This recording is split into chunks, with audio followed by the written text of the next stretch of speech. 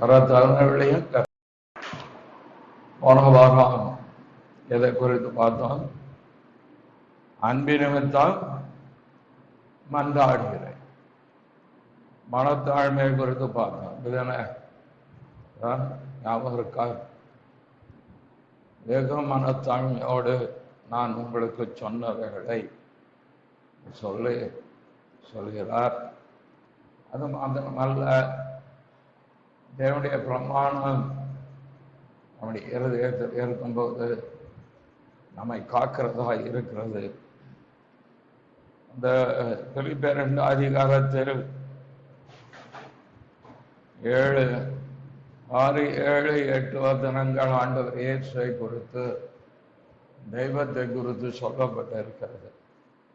அவர் தேவனுடைய ரூபமாயிருந்தும் தேவனுக்கு சமமாயிருப்பதை கொள்ளையாடின பொருளாக எண்ணாமல் தம்மை தாமே வெறுமையாக்கி அடிமையின் ரூபம் எடுத்து மனுஷர் சாயலானார். அது மனுஷ ரூபமாய் காணப்பட்டு மரண பரியந்தம், அதாவது சிலுவையின் மரண பரியந்தமும் கீழ்ப்படிந்தவராகி தம்மை தாமே தாழ்ந்தார். இந்த தாழ்மைக்கு முன்னால இந்த கீழ்ப்படுதல்கிறது வந்துகிட்டே இருக்கும். நீங்க பார்த்தீங்கன்னா, நம்ம போன வாரம் வாசிச்சோம் 1 பேதுரு அதில் பார்க்கும்போது வாலிபர்களை குறித்து சொல்லும்போது 1 பேதுரு 5:5 அது கொஞ்சம் தியானிச்சோம். அந்தபடி இளைஞரே, மூப்பருக்கு கீழ்ப்படியுங்கள். நீங்கள் எல்லாரும் ஒருவருக்கு ஒருவர் கீழ்ப்படிந்து மன தாழ்மையை அணிந்து கொள்ளும். போதும். அப்போ மனத்தாழ்மை என்பதற்கு ஒரு முன்னோடியாக ஒரு கீழ்ப்படுதலை குறித்து சொல்லப்பட்டது. ஆண்டவர் மீகால சொல்லும் போது என்ன சொல்றார்? பழைய ஏற்பாட்டுக்கு வருவோம். புதிய ஏற்பாட்டு எப்படி என்றால், பழைய ஏற்பாட்டில் பிரமாணத்தில் உட்பட்டவர்களுக்கு என்ன சொல்கிறார்? 6 அதிகாரம் 8ஆம் வசனத்தில், மனுஷனே, நன்மை இன்னதென்று அவர் உனக்கு அறிவித்திருக்கிறார். நியாயம் செய்து இரக்கத்தை சிநேகித்து தேவனுக்கு முன்பாக மனத்தாழ்மையாய் நடப்பதே அல்லாமல் வேறு எண்ணத்தை கர்த்தரிடத்தில் கேட்கிறார். மிக தெளிவாக ஆண்டவர் நீதியா நியாயமா செய்யணுங்கிறது ஒரு பக்கம் இருந்தாலும், மனத்தாழ்மையாய் நடப்பதை அல்லாமல் வேறு எண்ணத்தை கேட்க. சங்கீதத்தில் அவன் தேவன் அருளிய வேதம் அவன் இருதயத்தில் இருக்கிறது, அவன் நடைகளில் ஒன்றும் பிசகுவதில்லை. சங்கீதத்தில் எந்த இடத்துல வருது?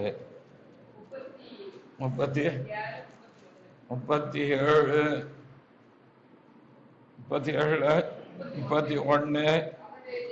அவனுடைய தேவன் அருளிய வேதம் அவன் இருதயத்தில் இருக்கிறது, அவன் நடைகள் ஒன்றும் பிசகுவதில்லை.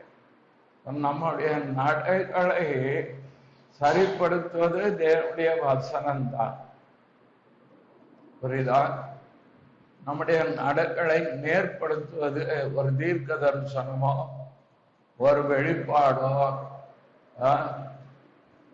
ஒரு சொப்பனமோ ஒரு தரிசனமோ நேர்படுத்தாது. நம்முடைய நடைகளை நேர்படுத்துவது தேவனுடைய வார்த்தை. சங்கீதம் 1:1 அது தொடங்கிட்டு என்ன சொல்லுது? துன்பான்குடைய ஆலோசனையின்படி நடவாமல், பாவியுடைய வழியில் நில்லாமல், பரியாசக்காரர்கள் உட்காராமல், கர்த்தருடைய வேதத்தில் பிரியமாயிருந்து இரவும் பகலும் தியானமாயிருக்கும். பல நாள் இதை வச்சுதான் நான் ஜோப் பண்றேன். நீங்க எப்படியோ எனக்கு தெரியும். சங்கீதம் ஒன்று ரெண்டு படி என் வாழ்க்கை இருக்கணும், எனக்கு உதவி செய்யும். இந்த வசனத்தின்படி என்னுடைய வாழ்க்கையை தெரிந்து கொள்ள, மாற்றி அமைத்துக் கொள்ள எனக்கு உதவி செய்யும். இதான் என்னுடைய விண்ணப்பம். ஏன்னா ஒரு மனுஷனுடைய மொத்த ஆவிக்குரிய வாழ்க்கைன்னு ஒரு அத்திபாரம் இந்த ரெண்டு வசனத்துக்குள்ளே அடங்கியிருக்கு. இந்த ரெண்டுக்கு மேலதான் மீது 149 சங்கீதமும் கட்டப்பட்டு இருக்கிறார். ஒரு ரட்சிக்கப்பட்ட ஒரு இந்து மார்க்கத்திலிருந்து இயேசுவை ஏற்றுக்கொண்டவர் அவருடைய வேலை தளத்தில் ஒரு தவறு செய்து விட்டார். அவர் செய்யல, ஒரு தவறுக்கு துணை போய்விட்டார். அவர் செய்யல, அவர் மேலதிகாரி சொன்னதுக்கு துணை போய்விட்டார். கடைசியில் அது கண்டுபிடிக்கப்பட்டு அவருக்கு மேலதிகாரிக்கும் மேலையும் அவரை டிஸ்மிஸ் பண்ணணும், இவனை நீ வேலை விட்டு போங்கிறாங்க. இவர் தப்பு செய்யல சார், ஆனா தப்புக்கு துணை போனாங்க.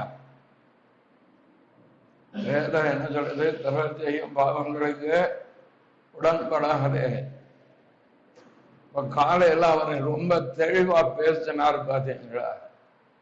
நம்ம சொல்லி கொடுக்கமா பேசுறாரு. கர்த்தர் எதுக்கு தேவையோ அது அவர் மூலம் பேசுறாரு. கள்ள உபதேசங்களுக்கும் கள்ள ஊழியர்களுக்கும் நாம் கை கொடுக்க முடியாது. நாம் தனித்துதான் இருக்கணும் என்பது எதனாலே? வசனத்தின் அடிப்படையில். இப்பொழுது அந்த சோதனம் போட்டு ஒருத்தர் பேசினார், நீங்க எப்படி ஏற்றுக்கொண்டீர்கள்? இந்த மாதிரி குடும்பம் ஆண்டவர் மேல விசுவாசம் வைத்து வந்தோம். சரி, வேதத்தில் எந்த பகுதி தெரியும்னு கேட்டார். சங்கீதம் 23, சங்கீதம் 91 தெரியும். அவர் ஒரு இந்த மார்க்கத்திலிருந்து வந்த ஒரு புதிய விசுவாசி. சங்கீதம் 1 தெரியுமான்னு கேட்டார். எனக்கு தெரியும். சங்கீதம் 1 எடுத்து வாசிங்க தம்பி. இதுதான் தம்பி அச்சிபாரம். இதுதான் ஆவிக்குரிய ஜீவத்தினுடைய அடிப்படை. இந்த சங்கீதத்தின் மேல் தான் 149 சங்கீதம் கட்டப்பட்டிருக்கிறது. இது தெரிஞ்சிருந்தா நீங்க தப்பு செஞ்சிருக்க மாட்டீங்க. இப்பொழுது எந்த நிலைமை வந்து நிற்கிறது? தவறு செய்யாவிட்டாலும் தவறுக்கு நீங்கள் துணை போனதுனாலே உங்களுடைய வேலை பறி போறது. அவர் மேல் அதிகாரம் என்னால் ஒன்றும் செய்ய. அப்போ தேவன் அருளிய வேதம், அவன் தேவன் அருளிய வேதம் இருதயத்தில் இருக்கிறது. நடைகளில் ஒன்றும் பிசாக்குவது இல்லை. ஆகவேதான் ஒரு சபை, ஒரு ஊழியம் எப்பொழுதும் உபதேசத்தின் மேலே கட்டப்பட்டிருக்கிறது. ஒரு தனிப்பட்ட மனிதனுடைய பிரதிஷ்டை, ஒரு தனிப்பட்ட மனிதனுடைய அனுபவங்கள் மேலே ஊழியங்களோ சபைகளோ கட்டப்படுமானால் அது நித்தியத்துக்குரிய காரியத்தில் போய் சேர்க்கார். உதாரணத்துக்கு ஆராதனை எடுத்துக்கோங்க. நாம் எதன் அடிப்படையில ஆராதிக்கிறோம்? என்கிட்ட யாராவது கேட்டா நான் துணை எபிரேயர் 12:28 தான் எங்கள் ஆராதனையின் அடித்தளம். அதுதான் பேஸ். அதன்படிதான் நான் பயத்தோடும் பக்தியோடும் கர்த்தருக்கு பிரியம் உண்டாக ஆராதனை செய்யும்படி கிருபையை பற்றி கொள்கிறோம். கிருபை கிருபை கிருபை கிருபை கிருபைன்னு கடந்து கடந்து கத்துறதுக்கு காரணம், கேட்கறதுக்கு காரணம், இந்த கிருபை நம்மளை காத்து கொள்ளும். திறமைகள் தோற்று போகும், அனுபவங்கள் மாறி போகும். ஆனா தேவ கிருபை என்றைக்கு நிலைத்து நிற்கும். அந்த கிருபை நம்மை சூழ்ந்து கொள்ளும். அவே கிருபதாறு கிருபதாறு கிருபதாறு, சத்தியத்தை சொல்ல கிருபதாறு, சத்தியத்தை கை கொள்ள கிருபதாறு, ஊழியம் செய்ய கிருபதாரம். கிருபையை கேட்பதற்கு காரணம் அதுதான். ஆனால் சிலர் எதை அடிப்படையாக கொண்டு ஆராதிக்கிறார்கள்? ஒரு அனுபவத்தை அடிப்படையாக கொண்டு ஆராதிக்கிறார்கள். என்ன அனுபவம்? தாவீது நடனம் ஆடினான். அது தாவீதுடைய அனுபவம். தாவீது நடனம் ஆனது வேதம் தவறு என்று சொல்லவில்லை. ஆனால் முதலில் ஆடின நடனத்தை பரலோகம் அங்கீகரிக்கவில்லை. ரெண்டுக்கு வித்தியாசம் தெரியுதா? பரலோகம் நடனத்தின் மேல் பிரியமாய் இருந்து அதன் மேலே தேவன் கண்ணோக்கமாய் இருந்தால் உடன்படிக்கை பெட்டியை முதலாவது எடுத்துக்கொண்டு மாட்டு வண்டியில வச்சுக்கிட்டு அவர் என்ன ஆடிக்கொண்டு வரும் பொழுது உண்மையில பரலோகம் களி கூர்ந்திருக்கணும். சரி, பிரமாணத்துக்கு மீறி அவன் செய்கிறார், செய்யட்டும் ஆண்டவர் விட்டுட்டார்.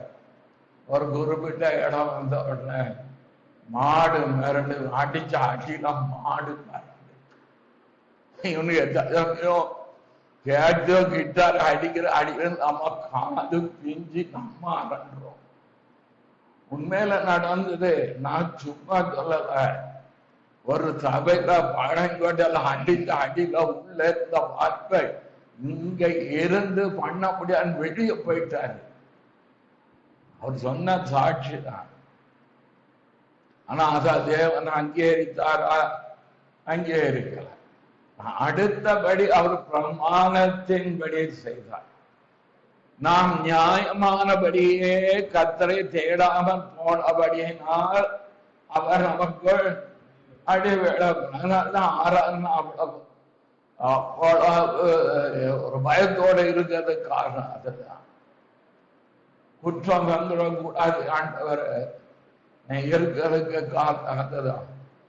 அப்ப நியாயமான பிரமாணத்தின்படி வரும்போது அவர் ஆடினார், நடனமாடி அவர் வந்ததை அங்கீகரித்தார், இல்லை என்று சொல்லவில்லை. ஆனால் அதற்கப்புறம் அவர் எங்கு ஆடினதாக வேதத்தில் பதில் செய்யப்படவில்லை. சிலர் அதையே அத்திபாரமாய் கொண்டு ஆராதனை நடத்தினா நடத்தட்டும். அனுபவம் மாறும், வசனம் மாறாது. புரிஞ்சுக்கோங்க, அனுபவம் மாறும். அவர் அன்னைக்கு சுரமண்டலம் வச்சு ஆடிக்கிட்டு இருந்தார். இன்னைக்கு நம்ம என்ன பாடுறோம்? கிட்டாரு, கேஜியோ, ட்ரம்ஸ். அவர் எப்படி ஆடினாரோ தெரியாது நமக்கு. இவங்க இப்போ ஆடுறதும் ஆட்டம் பார்த்தா நமக்கு தெரியுது யாரு மைக்கேல் ஜாக்சன் ஆடின மாதிரி இருக்கு. அப்ப அது மாறும், வசனம் மாறாது. அனுபவம் வழி விலகி போக வைக்கும், வசனம் நம்மை சீர்படுத்தி வைக்கும். அதனால்தான் அப்போஸ்தலர் நடவடிக்கைகள் எல்லாம் வார்த்தை நிருபங்கள் வாசாக உபதேசம் சொல்லிக்கிட்டே இருப்பார், சீர்படுத்திக்கிட்டே இருப்பார். வசனம் நம்மளை சீர்படுத்தும். இங்க பவுல் சொல்லும் போது சொல்றார், என் உள்ளம் போல் இருக்கிற அவனை ஏற்றுக்கொள்ளும். பவுலுடைய உள்ளம் எப்படி இருந்தது யோசித்து பாருங்க. பவுலுடைய உள்ளம் எப்பொழுதும் தேவனுக்கு முன்பாக, தேவனுடைய உபதேசத்திற்கு முன்பாக, தேவ சித்தத்தை செய்வதில், தேவனுடைய திட்டத்தை நிறைவேற்றுவதில், மனத்தாழ்மை நடப்பதில், சகித்துக் கொள்வதில், பாடுகள் படுவதில், கண்ணீரோடு ஜெபிப்பதில், இப்படி அவருடைய உள்ளம் எப்போதுமே சபையின் மேலே பாரம் உள்ளதாக என்ன செய்து காணப்பட்டு கொண்டே இருந்தது. அவர் இப்ப பிலோமோனை பார்த்து சொல்றாரு, என் உள்ளம் போல் இருக்கிற அவனை நீ ஏற்றுக்கொள். அப்போ பவுலுக்கும் ஒனேசிமுக்கும் என்ன ஒரு தொடர்பு உண்டாகிட்டு என்றால் இருவரும் ஒரே மனமுடையவர்களாக இருந்தார். ஒத்த இருதயம் உடையவர்கள். பவுல் என்ன சிந்திக்கிறாரோ அதே போல் சிந்திக்கிற ஒரு திறனை உடையவராக ஒனேசிமும் காணப்பட்டிருப்பார். காணப்பட்டான்னு வாங்கி சொல்ல மாட்டேன், காணப்பட்டிருக்கலாம். ஒரு வாழ்க்கையில் நமக்கு தேவை என்னன்னா ஒரு மனம், ஒரு மனதும் ஏக சிந்தை உடையவர்களாய் ஆத்மாக்கள் ஒன்றையே சிந்தித்து என்ன அப்படிதான எங்க சொல்லியிருக்கு. பிலிப்பியர் 2 அதிகாரம் 1-2 வசனங்கள் வாசியுங்கள். ஆதலால் கிறிஸ்துவுக்குள் யாதொரு ஆறுதலும் அன்பினாலே யாதொரு தேடுதலும் ஆவியின் யாதொரு ஐக்கியமும் யாதொரு உருக்கமான பட்சமும் இரக்கங்களும் உண்டானால் எவ்வளவு சொல்றார் பாருங்க. இருங்க, கிறிஸ்துவுக்குள் யாதொரு ஆறுதல், அன்பினால் யாதொரு தேர்தல், ஆவியின் யாதொரு ஐக்கியம், யாதொரு உருக்கமான பட்டு இரக்கமும் உங்களுக்குள்ள இருந்தால். உலகி இருக்கா? கேட்டு பார்த்தோம். உலகி இருக்கா? இருந்தால் 2ஆம் வசனம் சொல்றார், நீங்கள் ஏக சிந்தையும் ஏக அன்பும் உள்ளவர்களாய் இருந்து இசைந்த ஆத்துமாக்களாய் ஒன்றை சிந்தித்து என் சந்தோஷத்தை ஏக ஏக அப்படின்னு வந்த என்ன? ஒரே மனது, ஒரே சிந்தை. அப்போஸ்தலர் நடபடிகளில் 2ஆம் அதிகாரத்தில் முதல் 2 வசனங்கள் பெந்தெகோஸ்தே என்ற நாள் வந்த போது அவர்கள் எல்லாரும் ஒருமனப்பட்டு ஓரிடத்தில் வந்திருந்த போதும் அவள் எல்லாரும் ஒருமனப்பட்டு அங்க இருந்தது யாரு? மொத்தம் எத்தனை அப்போஸ்தலர்கள்? 12 பேர். அதுக்கு முந்தினதுல அவங்க ஒரு ஆளை தேர்ந்தெடுத்துட்டாங்க. அந்த 12 பேர். மீறி எத்தனை பேர் இருந்தாங்க? 120க்கு கணக்கு சொல்லுங்களா?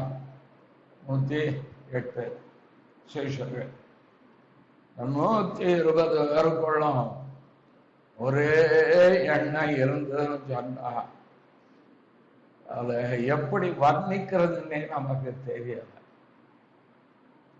இந்த 120 பேரும் ஒரே சுவாபம் உடையவர்களா? இந்த 120 பேரும் ஒரே திறமை உடையவர்களா?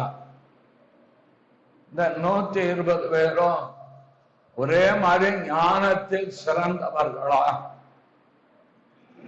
இல்ல இந்த 120 பேரும் இயேசுவோடு கூட எப்போதுமே இருந்தவர்களா? கேட்டா கிடையாது. ஒவ்வொருத்தருக்கும் தனித்தன்மை, தனித்துவம் இருந்தது. ஒவ்வொருவருக்கும் ஒவ்வொரு திறமைகள், ஒவ்வொரு அறிவு, ஒவ்வொரு சமுதாய பின்னணி, இது எல்லாம் இருந்தது. ஆனால் அது கூட வரும்போது ஒரே மனது இருந்தது. அது எப்படி அவர்களுக்குள்ள ஒரே மனது வந்தது? தியானம் பண்ணினார்களா? நீங்கள் மெடிடேஷன் பண்ணினால் நீங்கள் அப்படி ஆகலாம். யோகா பண்ணினால் 150 வயசு வரை வாழலாம். என்னெல்லாமோ உலகத்துல இருக்கலாம் தத்துவங்கள், மனோ தத்துவங்கள். மனோ தத்துவங்கள் உடல் ரீதியாக பயிற்சி செய்ய, மூச்சு பயிற்சி செய்வதானா உங்களுக்கு அப்படின்னு சொல்லலாம் சொல்றாங்க. ஆனா நம்ம அதெல்லாம் ஒன்றும் போய் செய்கிறது. ஆனால் இவர்கள் எப்படி ஒரு மனதோடு கூடி வந்தார்கள்? இருதயம் ஒரே மனநிலைமைக்குள் தனித்துவமா உள்ள ஒரு ஆளுடைய இருதயம் எண்ணங்களை எல்லாம் மேற்கொண்டு ஒரே மனதாய் இருக்குன்னு சொன்னா நாம ஏற்றுக்கொள்ளலாம். அவர் ஒருவேளை பயிற்சி செய்திருக்கலாம், தியான பயிற்சி பண்ணியிருக்கலாம், யோகா பயிற்சி பண்ணியிருக்கலாம். அது தியானத்துல வர்றது ஒவ்வொரு நிலைமைகள் இருக்கிறது, அந்த நிலை அவர் அடைந்திருக்கலாம் என்று சொல்லலாம். ஆனா இங்க 120 பேரும் ஒரே மனதின வேதம் சொல்லுகிறது. இந்த 120 பேருக்குள்ள என்ன இருந்தது அதான் பாருங்க. அது நமக்குள் இருக்குமானால் நாம் கூடி வரும் பொழுது நம்முடைய இருதயம் எல்லாருடைய இருதயம் ஒரே மனதுடைய மனுஷன் சிந்திக்கிறவன். சிந்தனை இல்லாமல் மனித பிறவி இல்லை. இங்கே இருப்போம், அமெரிக்காவுக்கும் போயிருவோம். என்ன ஆராதனையில உட்கார்ந்து இருப்போம், நாளைக்கு என்ன பண்ணணும்னு அதையும் யோசிக்க ஆரம்பிச்சு வரும்ல. இது இயற்கை தானே, இது மனிதனுக்குள் இருக்கக்கூடிய காரியம் தானே. பிள்ளைக பாடத்தை படிக்கும் போது என்ன சொல்றோம், டீச்சர் சொல்றத கவனிக்கிறோம், கண்ணு ரெண்டும் அப்படி பார்த்துக்கிட்டே இருக்கோம். எண்ணம் கூறும், மத்தியானம் அம்மா என்ன வச்சிருப்பாங்க, சிக்கன் ஆர் மட்டன், இல்லை இன்னைக்கு வேற ஒரு ரசம் போச்சு, பாடமும் போச்சு. அப்ப ஒரு மனம் என்பது ஒரு தனிப்பட்ட மனிதன் தன்னில் உருவாக்கி கொள்ள முடியும்.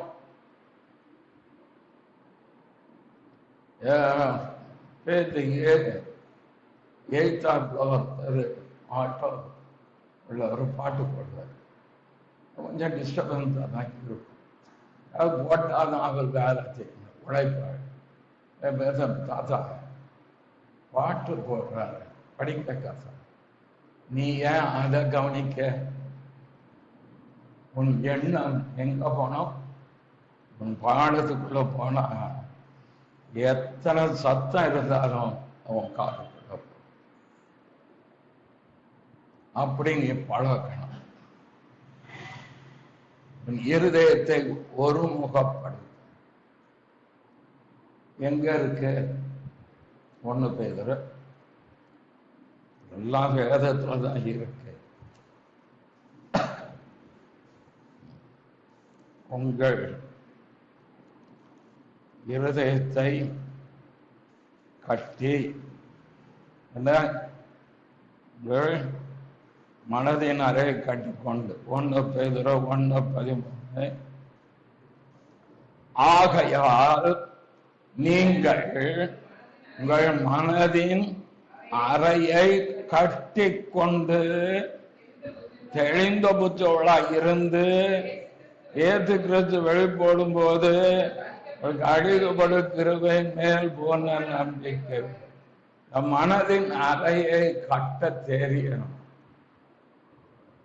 இந்த மனதின் அறையை கட்டுவதற்கு இவர்கள் தங்கள் மனதின் அறையை எப்படி கட்டினார்கள்? தேவனுடைய வார்த்தையை கொண்டு கட்டினார்கள். அப்போஸ்தலர்கள் 1ஆம் அதிகாரம் 5ஆம் வசனம், ஆகையால் நீங்கள் எருசலேமை விட்டு போகாமல் என்னிடத்தில் கேள்விப்பட்ட பிதாவின் வாக்குத்தத்தம் நிறைவேற காத்திருங்கள் என்று காட்டுகிறது. இவங்க இருதயத்துல இருந்ததை எல்லாம் என்ன தெரியுமா? ஒரே எண்ணம் தான். பிதாவின் வாக்கு தத்தம் என்னில் நிறைவேற வேண்டும். வசனம் நம் மனதை ஒருமனப்படுத்த வைக்கும். உங்கள் மனதின் அறையை கட்டுவதற்கு நீங்க யோகா கிளாஸும் போக வேண்டாம். ஈஷா சொன்னார், அவர் சொன்னார், எந்த கிளாஸும் போக வேண்டாம். வசனத்தை உங்கள் இருதயத்தில் வைத்து அந்த வசனம் உங்கள் இருதயத்தை கட்டி வைக்கும், பாதுகாப்பு. அறையை கட்டுதல் என்ற பாதுகாப்பு, ஒரு மனம். இவர்களுக்குள் இருந்த ஒவ்வொருவருக்குள்ளும் 120 பேருக்குள்ளும் இருந்த ஒரே எண்ணம், பிதாவின் வாக்கு தத்தம் என்னில் நிறைவேறணும். வேற எந்த எண்ணமும் அவர்களுக்குள் இல்லை. இப்படி ஒரு பிரசங்கம் நடந்ததுதான். யோசிச்சு பாருங்க, 120 பேர் வந்தோடனே கை தட்டி பாட்டு பாடிட்டான் அடிச்சு அல்லேலூயா பண்ணி எழுப்புதல் அப்படின்னு எதுவும் நடந்ததா? இல்லை. இல்லை. ஒரு வல்லமையான ஒரு பிரசங்கம் நடந்ததா? இல்லை. எப்படி ஒரு மனமாய் இருந்தார்கள். அவர்களுக்குள் ஒவ்வொருவருக்குள் இருந்த எண்ணம், ஆண்டவர் இயேசு சொன்ன அந்த பிதாவின் வாக்கு தத்துவம் பரிசுத்த ஆவியானவர், அதை அவரை நான் பெற்றுக் கொள்ளணும். அந்த ஒவ்வொருக்குள்ளும் இருந்த எண்ணம் ஒரே மனதை கொண்டாந்து வச்சு. இப்படி எத்தனை நாள் இருந்தாங்கன்னா? 10 நாளா? 10 நாள். அதுக்கு ஆதாரம் இருக்கா என்னன்னு தெரியல. அதை பெந்தகோஸ்தே நாள் அந்த போது எதை வச்சு சொல்றேன்னா, பஸ்கா ஆட்டுக்குட்டி அடிக்கப்பட்டதிலிருந்து 50வது நாள் பெந்தகோஸ்தே.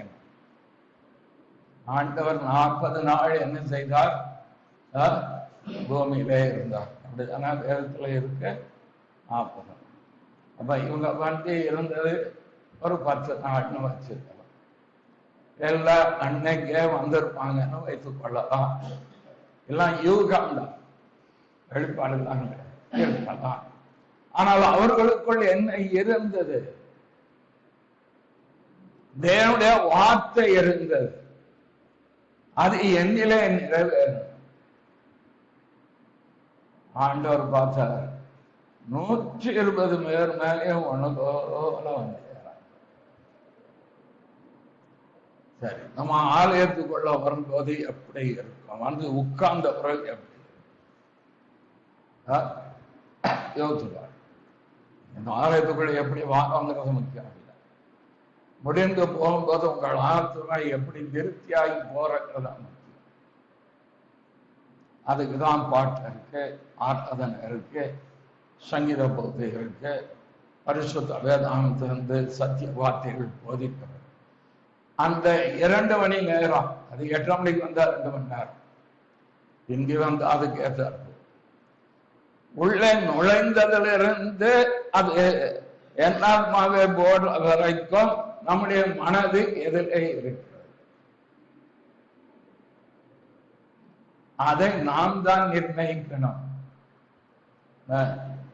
நாம் தான் அதை நிர்ணயிக்கணும். அப்போ நம்முடைய ஒரு மனது உருவாக வேண்டுமானால், ஆலயம் எந்த ஆலயமாக இருந்தாலும் சரி சார், சிஎஸ்ஐ தன்னுடைய திருச்சபையா இருந்தால், இந்த இடத்துக்கு அவர் தான் அத்தாரிட்டி. அந்த ஊழியக்கார் தான் அத்தாரிட்டி, ஐயா குருவான. நம்முடைய எண்ணம் நுழைந்த பின்பு அந்த குறிப்பின் மேலதான் என்ன பாட்டு பாடுறாங்க, என்ன சொல்றாங்க, என்ன பத்தன என்ன அறிவிப்பு கொடுக்குறாங்க, அதை நாம் மனதின் அறையை கட்டிக்கொண்டு கவனிக்க ஆரம்பித்து வைக்க.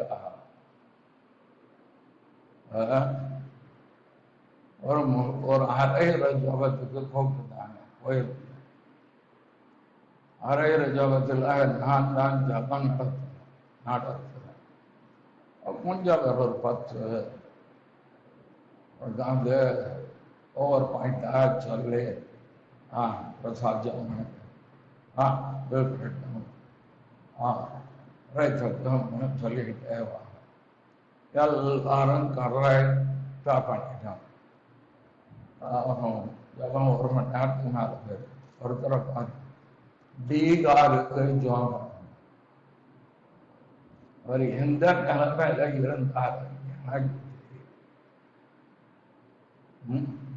மூன்றாம் வானம் வர போய் நின்று மனுஷர் ஏதோ பாஷையில கேட்டுட்டு இருந்தாரோ எனக்கு தெரியாது. யார சொல்லி பீகாருக்கு அவர் செக்க தொடங்கி வழக்க வரது. அப்போ ஒன்று கண்டுகொண்டு அவருடைய மனது அப்பொழுது நடந்த ஜபத்தில் அப்படிதானே இல்லையா? உங்களுக்கு எப்படி இருக்கு? மத்தேயு 18-19 வாசிங்க. மத்தேயு 18-19 அதுல என்ன? உங்களில் 2 பேர் தாங்கள் வேண்டிக் கொள்ள போகிற எந்த காரியத்தை குறித்தாகிலும் பூமியில ஒருமரம் பெற்றிருந்தார் பலவத்திருக்கிற என் பிதாவினால் அது அவர்களுக்கு உண்டாகும் என்று சொல்லி. ஜபம் கேட்கப்படுவதற்கு நிறைய காரியங்கள் இருக்கு. ஆனா 2 பேர் ஜபம் பண்ணா கூடனா 2 பேரும் ஒரு மனப்படணுமா? எப்படி ஒரு காரியத்தை எடுத்துக்கிடுவோம். நம்ம தேர்தலுக்காக ஜெபிக்கணும், தேசத்துக்காக ஜெபிக்கணும், சபைக்காக ஜெபிக்கணும், ஊழியர்களுக்காக ஜெபிக்கணும், ஊழியர்களுக்காக ஜெபிக்கணும், நம்ம குடும்பத்தாருக்காக ஜெபிக்கணும். ஏதோ ஒரு பாயிண்ட் எடுத்துக்கிட்டார். இந்த 2 பேருடைய இருதயம் ஒன்னா இருந்தா தான் அந்த ஜபம் என்ன செய்யும்? கேட்கும். ஜனம் அந்த ஜபத்துல ஆள் தூங்கிடுது. காலையில 10-11 மணிக்கு ஜபம் இருக்கும்போது பார்த்தா கொரட்டாதான் விடல, தூங்கிடுது. நான் உண்மையை சொல்லுதேன், பொய் சொல்றாங்க. நான் எதுக்கு இங்க இருந்து மாத்திட்டேன். அப்போ அவங்க இருதயம் அவருடைய மனது அங்க கூடி வந்த இடத்தின் மேல் இல்லை. இப்ப இருவர் ஒருமனப்பட்டார் என்ன கேட்கிறாங்களோ அது அவர்களுக்கு. குடும்ப ஜபம் எடுத்துக்கோங்களேன். குடும்பத்துல கூடி ஜபி, குடும்பத்துல உட்கார்ந்தோன்னு ஒழுங்கா படிச்சியா வச்சியான்னு நான் கேட்க என்ன பிள்ளைகள் என்ன அங்க போனா அந்த பாஸ்டர் இதைத்தான் கேட்ட, இந்த ஜபத்துக்கு வந்த அம்மா அப்பா இதான். குடும்ப ஜபம் வந்தாச்சா நம்ம குடும்பத்துக்கு எதுக்கு ஜபிக்க போறோமோ அங்க மனைவி புருஷனுக்கு ஆலோசனை, புருஷன் மனைவிக்கு ஆலோசனை இருக்கும். பிள்ளைகள் கூட வரும்போது அங்கே நாம ஒருமனப்பட்டு எந்த குடும்பத்துக்காக ஜபத்திலே இன்ஸ்ட்ரக்ஷன் கொடுத்துருவாங்க பிள்ளைக்கு. பிரசங்கமே ஜபத்துல வந்துடும் சார். பிரசங்கம் யாருக்கு பண்றோம்? தானே பண்றோம். இவர் ஜபம் யார்கிட்ட பண்றோம்? கர்த்தர்ட்ட பண்றோம். இவர் அங்க பேசிக்கிறவர் தெரியும் டைரக்ஷன் மாற்றி இங்க பேசுறாரு. பெரியாட்களே செய்யறது தெரியும். ஜபம் பண்ணிக்கிற மாதிரி அறிவு கூட பண்றோம். இது நடக்குது இல்லைன்னு சொல்ல. இப்போ ஒரு மனமாக இருந்த ஒரு காரியத்தை கேட்கும்போது நமக்குள் ஒரு நிச்சயம் உண்டா, ஒரு உறுதி உண்டா. என் ஜபத்தை, எங்கள் ஜபத்தை கர்த்தர் கேட்டிருக்கிறார். ஆண்டவர் நமக்குள் ஒரு மனது உடையவளாக மாறுவதற்கு தம்முடைய வசனத்தை தான் என்ன செய்தார், கொடுத்துக்கிட்டே வசனம் நமக்குள்ள வர வர வர அந்த வசனம் நம்மளை சீர்படுத்திக்கிட்டே இருக்க ஒரு ஏக சிந்தை சபைக்குள்ள ஒரு ஏக சிந்தை வரும். ஆராதனை நேரத்துல பாட்டு பாடுங்க கைத்தட்டுங்கன்னு சொல்ல வேண்டிய அவசியம் இல்லை. ஆராதனைக்குள்ள வந்தால் அவங்களுக்கு தெரியும் நான் தேவனை ஆராதிக்க வந்திருக்கிறேன், ஆகவே நான் இதுல கவனமா இருக்கிற போது அது தானாக ஆண்டவர் கிரியை செய்தி சொல்லும் போது நான் தலைமை இந்த பிள்ளைகளை பற்றி ரொம்ப கவலைப்படுறேன். நான் பேசுறது தலைமை உங்களுக்கே புரியுதோ இல்லையோ தெரியாது. நான் சில காரியங்கள் ஆவிக்குரிய காரியங்களை சொல்லிட்டு ஆவா. அப்போ ஆண்டவரை இதுக என்ன செய்யும், 2 மணி நேரம் உட்காந்து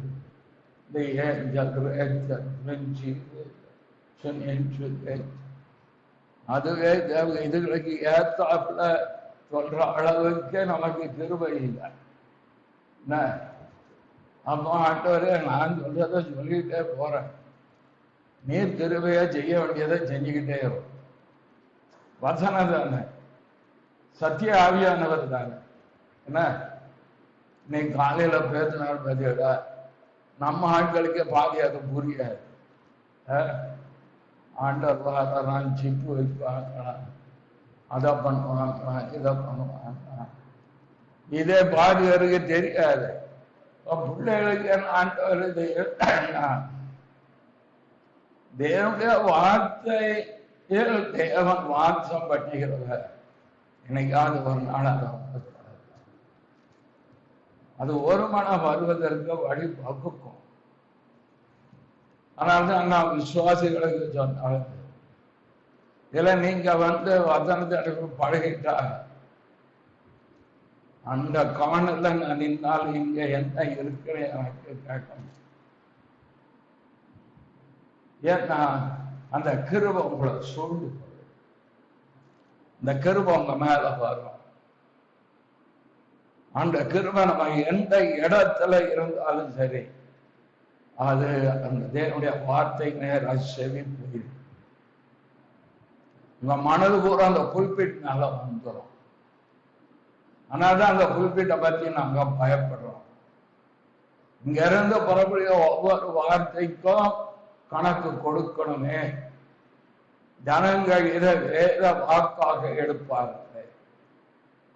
ஆகவே அவர் அருளுகிற வார்த்தையின்படிதானே சொல்லணும் என்ற அந்த ஒரு பயம் இருக்கிறதுனாலதான் கவனித்து கர்த்தர் சொல்ற வார்த்தைகளை சொல்லு. என் உள்ளம் போல நான் என்ன அர்த்தம் என்றால் 2 பேரும் ஒரே உள்ளம் உடையவர், ஒரே மனது உடையவர். பவுல் எவ்வளோ பெரிய அப்போஸ்தலர். அந்த பவுல் வாழ்க்கைய தியானிச்சு பாத்தீங்கன்னா நாம கிட்ட நிக்க முடியாது. அப்பேற்பட்ட மனிதர் ஒரு அடிமையாயிருந்து கிறிஸ்துவை ஏற்றுக்கொண்ட ஒரு புது இளம் விசுவாசியுடைய இருதயத்தோடு இணைத்திருக்கிறது என்றார்.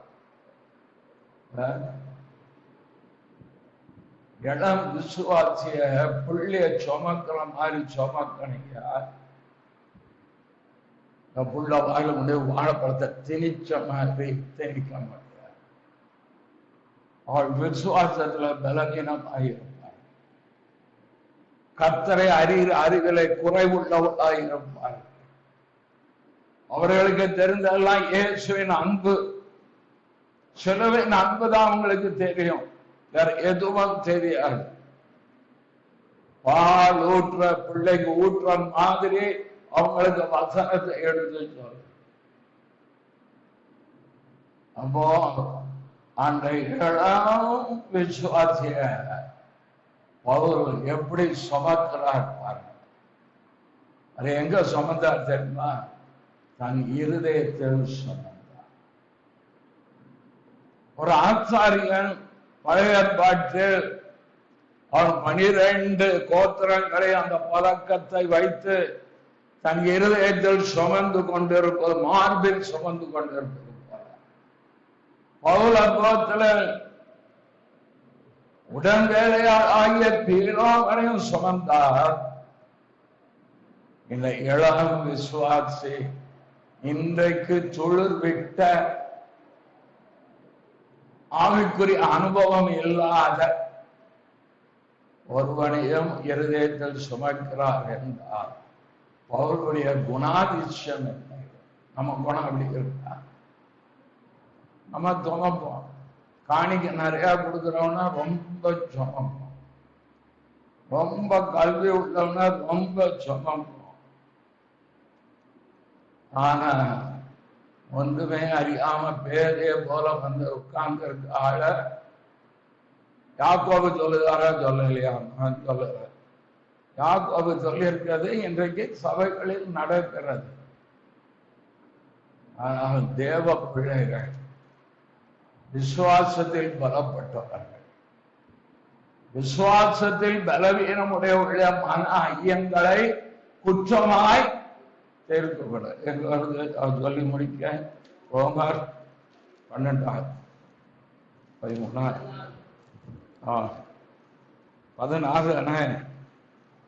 என்ன 14:1 விசுவாசத்தில் பலவீனமுள்ளவர்களை சேர்த்துக் கொள்ளுங்கள், ஆனாலும் அவனுடைய மன ஐயங்களை குற்றமாய் நிர்ணயிக்காமல் இருங்கள். இந்த கோணம் நமக்கு தேவன் அதை தருவார். நல்ல பிதாவே, நன்றியோடு சோதரிக்கிறோம்.